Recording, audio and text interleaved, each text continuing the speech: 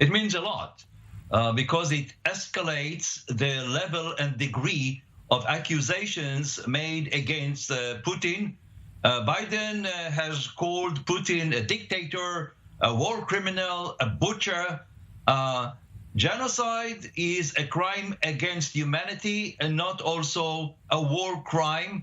It may justify taking measures and means not yet taken by the United States and the West. So let's talk about that. What could that mean? Could he be tried in absentia, for example? The United States and the West may provide the Ukraine today weapons such as combat airplanes. Ukraine asked for Russia-made combat airplanes that exist in Eastern European countries, and the United States has not approved of that. Also, Ukraine needs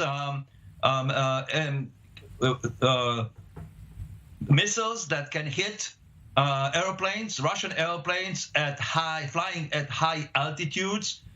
So this is one area of potential change in American and European policy on weapons. Another thing is to increase the pressure on Putin inside Russia, referring to the potential of actually prosecuting Putin and his people for very serious war crimes and crimes against humanity. What about the International Tribunal in The Hague? Usually takes a few years until a leader is prosecuted, but we've seen this, of course, with the war in Yugoslavia. We've seen this with leaders from Africa. It's harder when it comes to a leader like Putin, but is it even feasible once it is declared as a genocide by the U.S., and I am assuming that this is based on evidence that Americans have collected on the ground in the Ukraine before an announcement like that is put forth. Could any processes like that take place during the war? It has to be based on evidence.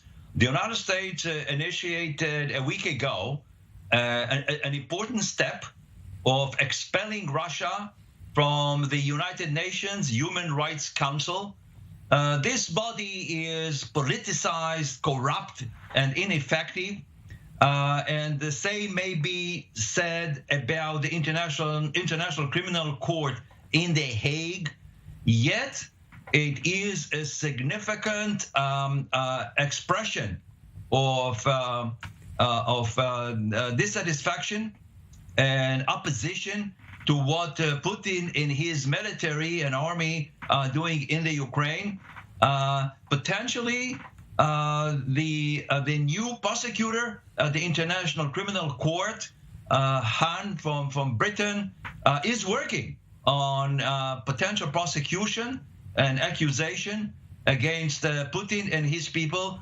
So Biden's statement of the other day should be seen in this context. The United States and Europe are making efforts to push Putin into that corner of being accused of war crimes and crimes against humanity.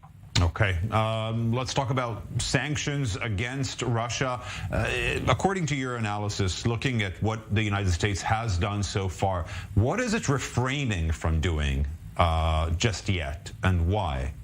Sanctions on oil and gas. We know that the Russian economy is based mostly on the export of oil and gas.